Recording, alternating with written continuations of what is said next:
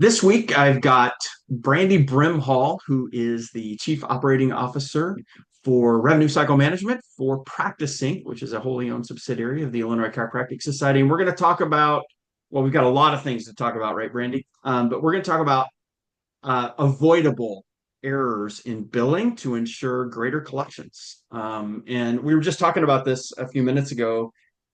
Talk to us a bit about what you see on a regular basis, some challenges that come across your desk regarding rejections, denials, and all the different reasons why insurance companies don't pay our doctors.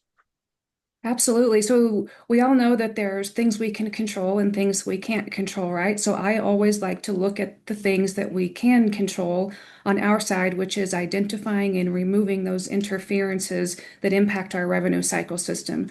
So the things as far as rejections, denials, and all of, end to end with the revenue cycle that are impacting our doctors, really from one end to the other has to do with making sure our patient accounts are set up properly, making sure that we are inputting the correct insurance payer so our claims are being routed properly. One of the common challenges that we have is the Medicare patient, for example, hands us multiple cards. We bill Medicare, not realizing that there's Medicare Advantage in one of those cards, and so we're billing the wrong payer.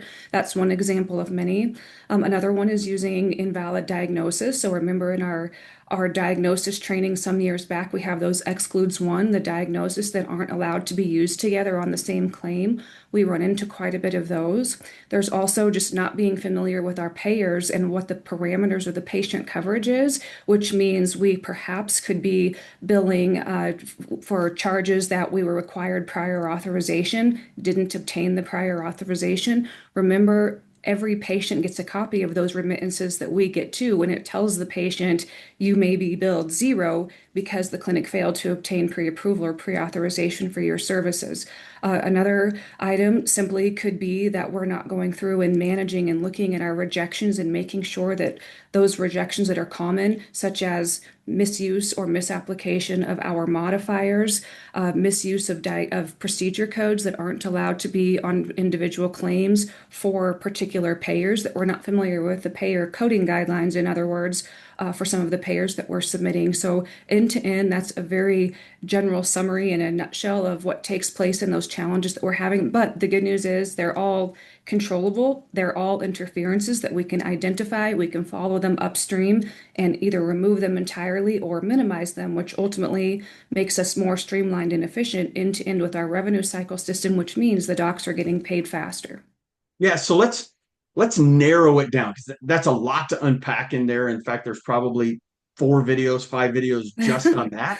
So let's unpack maybe the first one, and it seems super benign, but let's talk about making sure that the patient's information is accurately put into the system right out of the gate. Again, it seems like, well, no duh, Mark, but at the same time, it is common. So what types of things do you see in that rate in that area? Yep, absolutely. I love to follow everything up and down the stream wherever those interferences are. And certainly at the top of the stream is making sure our patient accounts are set up properly. So, a few of the things that we commonly run into is the patient's name as it appears on their insurance card isn't the name. They go by some other nickname or middle name that is commonly known to them and what they're referred to. So if those names don't match, that can cause problems with rejections and denials. Another common challenge is we have a parent and a child. So we have an insured and then an insured beneficiary, and the child is the patient, but the payer requires the insured's information on the claim. If we don't collect that and have that on file, then what happens is we have to go back and reach out to the patient to get that information. We've all done it before, and we know that we can call for days, weeks, or months and not receive a return call, which means that claim can't move.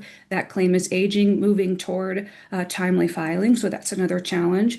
We do often have, for some reason, missing demographics. So patient's date of birth, patient's address, patient zip code, things along those lines. Another very common one is just transposed characters or digits in the patient's policy number that causes those claims to reject and the patient not being identified. So, really, it's all just attention to detail from one end of the other, but those are certainly some common errors that are certainly avoidable or at least able to be minimized that really help a lot in the revenue cycle system.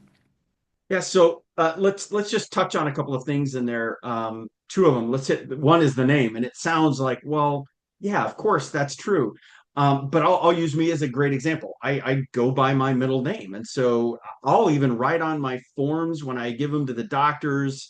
A lot of times I'll just put Mark Abla, and that's what goes on the forms. But in the end, what ultimately happens is because all of my insurance information is under my first name, then I've actually had rejections. So I'll have doctors' offices give me a call and say, "Hey, this, it's getting rejected. It's saying that you don't have coverage, or that the information isn't aligned." So it's very important. Make sure you get a copy of the insurance card and verify what you're putting in. I know you want to call your patients what they want to be called. You want to call them by their nickname. Make sure use a nickname field if it's available in your EHR system or in your billing software, whatever it may be, whatever you're going to be referencing.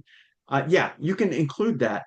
But when we start talking about what you're submitting on that claim form, make sure that you're using that legal name or that name that's attached to their insurance. You might even find this with people who are going through changes in maybe marriage or divorce, where they've given you a different name and that's what they want to be called. But until that's legally changed or until that changes with the insurer, make sure that you have the right names in there. I think that's an easy one to improve on upstream, to increase the speed. And I think you touched on this too. Patients don't love to get back to you when you start talking about collecting money from them, so they're not in any hurry. And so it's better to get it right up front. Absolutely. Completely agree. Helps a lot with the billers, helps a lot with collections. Anyone who's having to navigate and manage AR, monitor those timely filing guidelines for all of our payers, certainly helps to minimize all of those downstream issues that we run into just by paying attention to detail upstream. Yeah, and everybody's super busy. We know that your front office staff, your reception staff, they're busy. Those team members of yours are incredibly busy, but it's worth taking that extra moment to double check, make sure the numbers haven't been transposed. There's a reason why when you change your password anywhere, you have to enter your new password twice because they want to verify that it matches in those cases. This is one of those that if you could do that, that would be a great system to put in place. But at the very, very minimum, you want to make sure that you verify that the numbers are accurate, that the names are accurate inside of your billing software.